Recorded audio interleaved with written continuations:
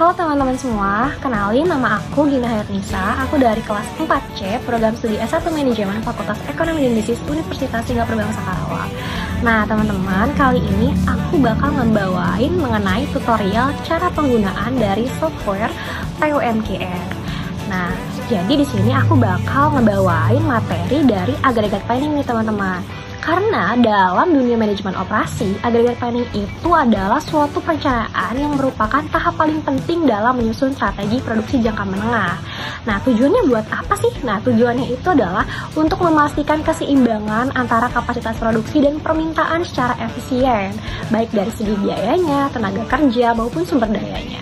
Nah, untuk membantu proses perencanaan ini secara lebih cepat dan efisien ataupun akurat, kita dapat memanfaatkan software dari PUMKM sendiri nih teman-teman. Aplikasi ini dirancang khusus untuk memecahkan berbagai masalah dalam manajemen operasi dan kuantitatif, termasuk masalah perencanaan si agregat ini teman-teman.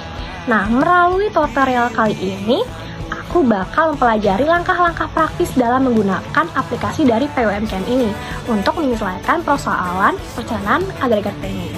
Mulai dari input datanya, memilih mode strategi seperti level strategi atau case strateginya, hingga menafsirkan hasil dari output yang ditampilkan oleh aplikasi itu.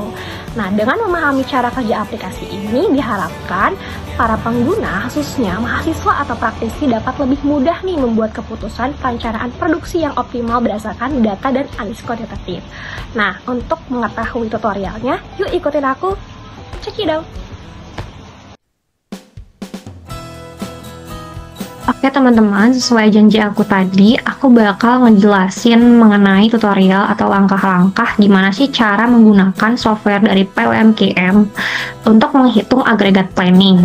Nah, sebelum itu, aku bakal share data yang mau aku pakai buat menghitung agregat planning. Nah, aku bakal share screen dulu ya teman-teman.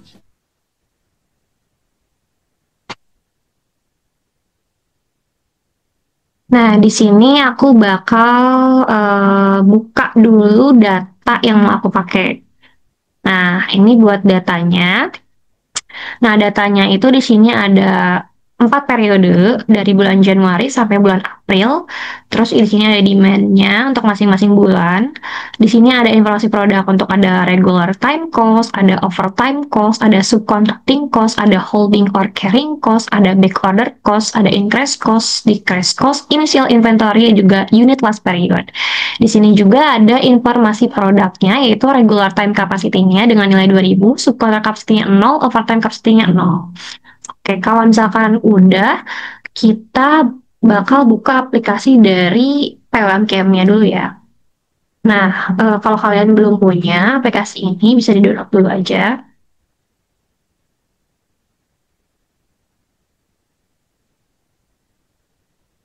Nah, kalau udah, karena tadi kita mau menghitung agregat planning, di sini kita modul 3-nya bisa pilih agregat planning aja. Kita klik yang plus ini, terus kita klik lagi agregat planning. Nah, di sini pasti bakal disuruh masukin titel. Bebas ya, titelnya mau kalian masukin apa. Di sini aku mau namain ini manajemen operasi. Nah, untuk number of period-nya itu kita masukin 4. Karena kenapa 4? Karena tadi kan sesuai dengan data, itu ada 4 periode Januari sampai bulan April. Januari, Februari, Maret, dan juga April. Nah, kita masuk lagi. Nah, untuk row names-nya kita pilih yang bulan ya teman-teman. Karena kan tadi di periodenya itu bulan pakainya. Kalian sebenarnya bisa pakai yang lain, cuman karena di data aku itu pakainya bulan, jadi kita pakai bulan. Kalau udah kita klik OK.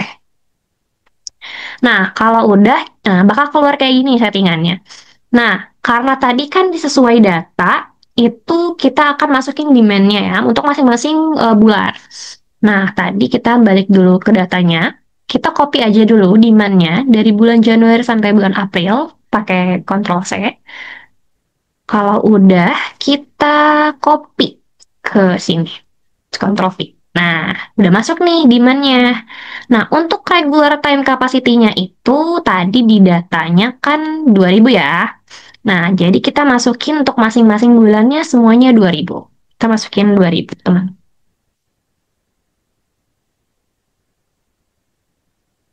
Kita masukin 2000. Kalau udah, kita masukin value dari masing-masing unit cost-nya ya teman-teman. Tadi kan kita udah diketahui, kita copy paste aja dari nilai yang regular time cost sampai ke unit last period. Kita Ctrl C, terus kita masuk lagi, terus kita masukin ke value, kita Ctrl P. Nah, udah nih sesuai value-nya, sesuai dengan masing-masing value dari unit cost. Oke, kalau udah, di sini kita pilih dulu nih metode yang mau kita pakai. Kebetulan di sini aku bakal pakai dua metode ya teman-teman. Yang pertama pakai metode smooth production atau average gross demand. Dan yang kedua aku bakal pakai yang case current demand atau let workforce vary. Sebenarnya di sini banyak untuk metodenya itu ada 1, 2, 3, 4, 5, 6, 7. Nah yang pertama ada smooth production atau average gross demand, ada case current, ada smooth production average net demand, ada juga cash previous demand, ada constraint time, terus ada user define, ada juga transportation. Nah, sebelum itu aku bakal ngejelasin dulu nih, karena aku mau pakai yang metode smooth production atau average gross demand. Jadi di sini itu untuk smooth production atau average gross demand ini itu dia itu produksinya dilakukan dalam jumlah konstan setiap periodenya nih. Nah, itu berdasarkan rata-rata atau permintaan atau average demand, sesuai dengan namanya ya teman-teman, selama horizon perencanaan. Nah, jadi di smooth production ini tuh fokus pada stabilitas tenaga kerja dan proses produksi.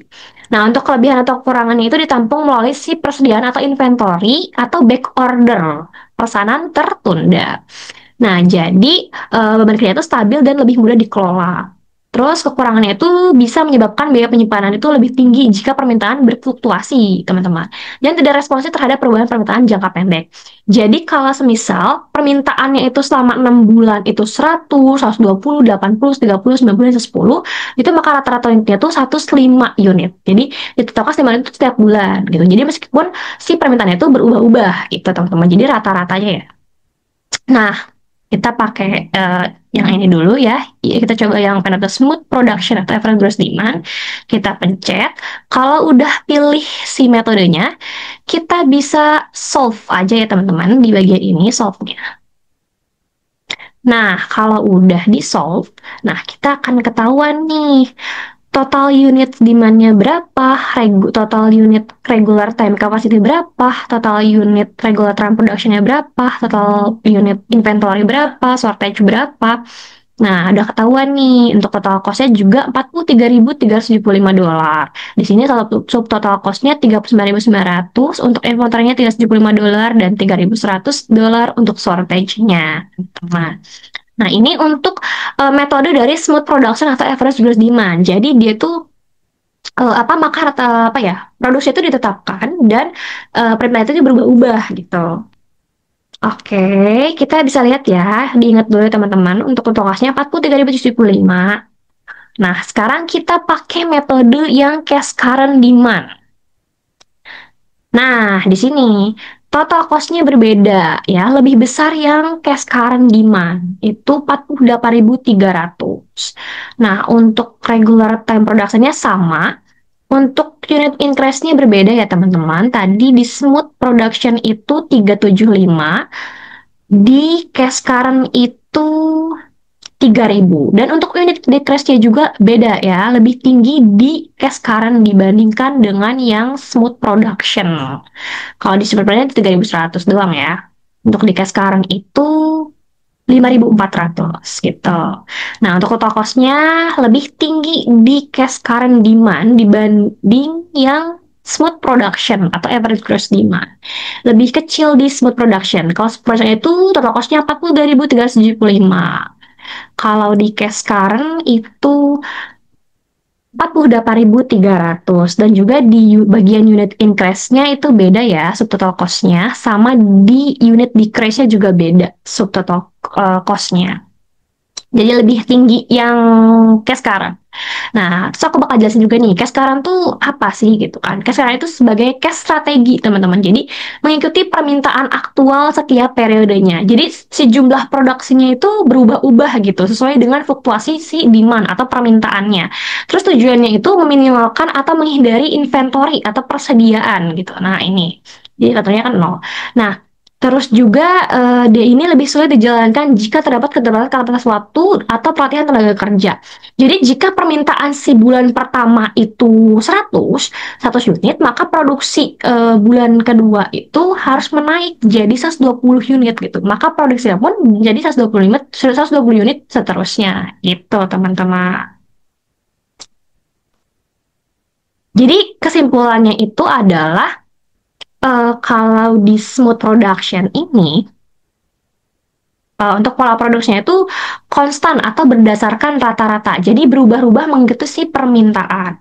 Nah, terus kalau misalnya di smooth production itu berdasarkan rata-rata, kalau misalkan di case sekarang itu berubah mengikuti permintaannya. Kalau untuk stok persediaan di case sekarang itu menyesuaikan si produksinya. Kalau misalkan di smooth production itu tuh apa mengantisipasi si fluktuasinya sendiri. Nah, jadi kalau untuk biaya tenaga kerja untuk yang smooth production itu stabil. Kalau misalkan untuk yang cash current itu bisa tinggi karena fleksibilitas ya. Kalau misalkan di cash current, cash current demand ini. Terus untuk fokusnya sendiri, kalau di cash current itu lebih respons terhadap si pasarnya. Kalau misalkan di smooth production itu lebih ke arah efisiensi internalnya, teman-teman. Gitu. Jadi kalau misalkan buat permintaan stabil itu cocoknya di smooth production. Kalau misalkan buat permintaan fluktuatif itu di cash current demand gitu, teman-teman. Jadi ada perbedaan, dan yang lebih tinggi itu yang di total cost-nya yang di cash current. Jadi lebih rendah yang smooth production gitu. Jadi untuk efisiensi internal atau permintaan stabil itu ada di smooth production dibanding yang cash current. Karena kalau cash current itu lebih ke arah permintaan fluktuatif ya, teman-teman, dan responnya itu terhadap pasar gitu. Fokusnya. Paling itu aja. Kalau kalian mau coba yang lain juga boleh, bisa dipencet aja masing-masing metodenya gitu. Di sini ada smooth production, terus ada cash propitious. Seriously, kalau cash propitious lebih tinggi lagi si total cost-nya gitu. Oke, mungkin itu aja langkah-langkah yang mau aku kasih buat menghitung agregat planning menggunakan software dari POMKM ini.